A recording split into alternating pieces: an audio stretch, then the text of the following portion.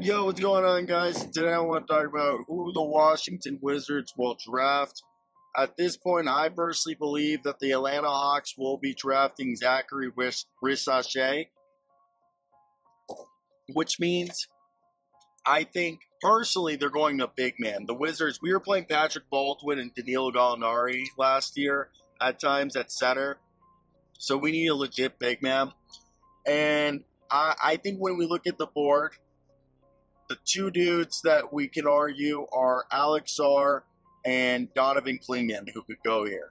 I mean, Yves Messi's a dark horse that I seriously doubt would be taken, but we do have to recognize that he is someone that could. I doubt it. No, I don't think so. Reed Shepard, I guess maybe you could say Buzelis. I don't see us taking a guard right here. I personally think we're taking Alex Sarr. We're going to talk why they're going to take Alex Sarr, in my opinion, first, and then we're going to talk why they could take Donovan Clingan. Now, hit that like and subscribe button before we continue. Let me hear who you think they're going to take and why. No, why are they going to take Alex Sarr? First off, Will Dawkins is an Oklahoma City guy. Michael Winger, Oklahoma City guy. So the president and the general manager of this team are both Oklahoma City guys, even though Michael Winger was at LA before coming to the Wizards. Will came straight from OKC. Brian Keefe had two separate stints in Oklahoma City as an assistant coach, the new head coach. Guess who's a guy who's been repeatedly a part of the Thunder's system and is currently finishing up the season on a two-way after blowing out his Achilles? Oh, Alex Sarr's older brother, Olivier. So the Wizards know Alex Sarr's family. They know who he is. And as I said, the ceiling on this guy is that there's a two-part ceiling. Best case scenario, offensively, defensively, he's a guy similar to Jaren Jackson Jr. Or, all defensive guy. Worst case, best case scenario is if he doesn't develop as good offensively, but he's still a good defender, he's what Evan Mobley is now. And that is a guy who probably averages like 15, 16 points. Maybe not as good of a rebounder, and because he's not a good rebounder, but who can do a little bit of passing and is good, defender 1 through 5, but isn't the shooter that Jackson is, and is kind of like what Evan Mobley is right now, minus the rebounding. Now, worst case scenario, you have a career rotational big man who is a 7'1",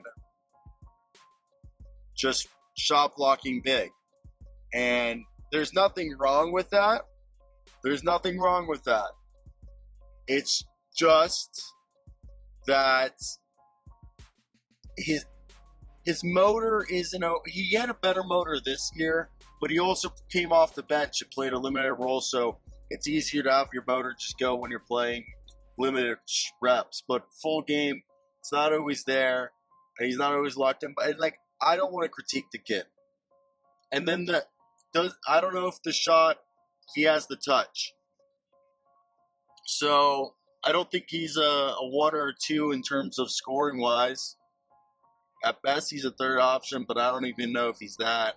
I like the guy. We need a guy. I think he's the best player at that position. You take him because the ability I think he's a legit shot blocker. I really do think he's worst case scenario, he's a better defensive version of JaVale McGee. That's kind of what we'll say. All right, different play style, but that type of career arc or career stats, role, whatever you want to call it. Nothing wrong, just, I think, you either have a guy who could be best case scenario that Jaren Jackson Jr., Evan Mobley mold, or he's going to be JaVale McGee for you. Now, Donovan Clingan, I've said it before, he's a longer, more mobile version of Jakob Poeltl, which that's a top 15 center. Now, I think he's close to a finished product. Allegedly, the three-point shot is legit. I don't. My biggest concern is why hasn't he been able to play more than like 25? He can't play. He's never been able to really play full 25, 30 minutes. So will he always have to be part of a committee, which isn't a huge deal. Now, if the Wizards take him, that's because they're worried about Sarr and they want a guy that they believe can be an impactful player now and for a long time. It's just a safe bet and not a crapshoot of a draft, which is understandable. I like Clingan. He's a good player. He fits perfect to this team right now. And Clingan, again, like I said, worst case scenario, he's Walker Kessler. Best case scenario, he's a better version of Jakob Poeltl who can shoot threes and he's longer and a bit more mobile. So that's a borderline all-star, not an all-star. The whole thing is the conditioning and is he mobile enough? But I do truly believe that if they don't do Sarr, it's going to be Clingan. Now, would they take Topic here because they don't have any true guards? I mean, Jordan Poole ended the season as a point guard after they put him back in the lineup. And the guy was playing, in my opinion, pretty solid point guard. I think like 8 or 9 assists a night. And I think our biggest question is more shoot. I mean, Bilal is right now a shooting guard, but he grew to 6'9", so he's our. For me, look, the team right now, as the rumor is that we're going to trade Mr. Kyle Kuzma this offseason, I think they want to do this with the starting lineup. They ain't right. We have Jordan Poole, Bilal Coulibaly, Corey Kesper, Denny Avdia, and Mr. Alex Sarr, Donovan Clingan. That's what I think is going to be the starting lineup going into next year. If you would trade Kyle Kuzma, I think Denny Avdia plays power forward, Corey Kesper plays small forward, Bilal plays shooting guard, and then Tyus Jones, Jordan Poole is the point guard, which makes me believe if they were to go after somebody outside, and they have Jared Butler, who I think they like, and I think they'll go after with a second round pick, another shooting guard, because I think there's a couple good older shooting guards in the second that they can get.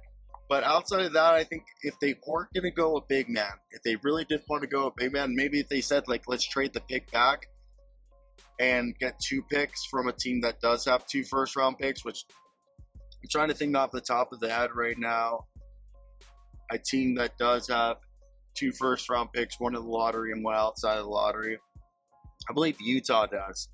And if Utah was to do that or something, for some reason,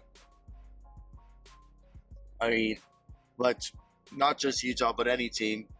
Let's say they did do that, and they take maybe another big man like Yves Messi later, and they take, if they still get a lottery pick, they take like a Cody Williams or a Muselis or a Ron Holland, or even a Rob Dillingham, and then pair him up with whatever Khalil Ware and Yves Messi later in the first.